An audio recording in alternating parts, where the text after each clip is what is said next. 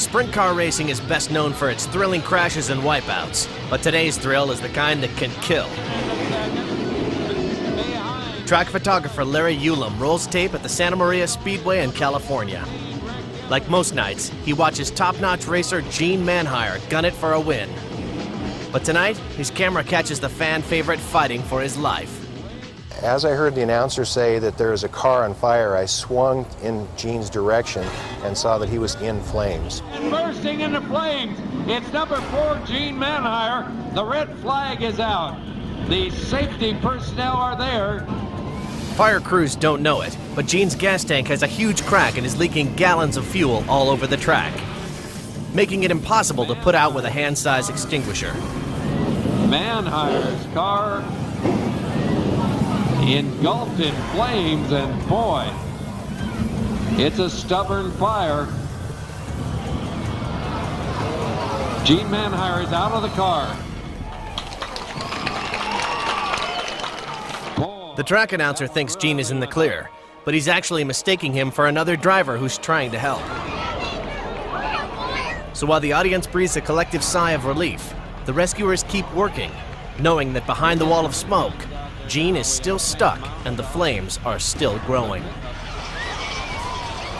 The car seat is so hot it's burning Gene's thighs and calves through his fire-resistant suit.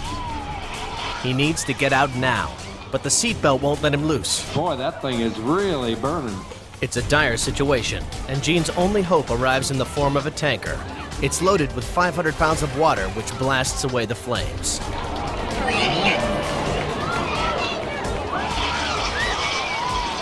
At first, the fire only gets worse, and rescuers wonder if anything will ever get it out. But the flames finally abate, and when the smoke starts to clear, they dive in and get Gene out. Alive, but not in good shape. It seemed like it took an extremely long time to get the fire out. Everybody was in a panic mode. Basically, when you put a stopwatch on it, it took 1 minute and 17 seconds to get the fire out. 1 minute 17 is like a death sentence to fire victims, especially when the victim can't even help themselves. The big part of the problem was that when Gene first came down after the crash, Gene was knocked for a loop.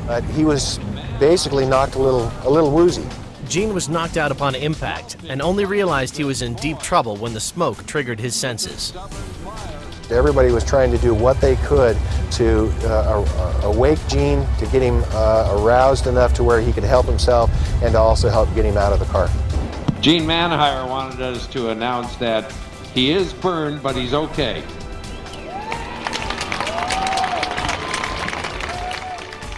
Gene suffered second-degree burns from head to toe, but it could have been a whole lot worse if it weren't for his fire-resistant suit and the help of a few heroes. I feel that all of our firemen know now that this type of situation can come up, and if it ever does again, we're now ready for it. It was the worst disaster of the track's history, and hopefully the last of its kind. Today, the Speedway has equipped itself with special extinguishers designed to handle the sort of flames that almost took out one of the crowd's favorite racers. As for Gene, he's back behind the wheel with confidence, knowing that if this happens again, the fire crew has him covered.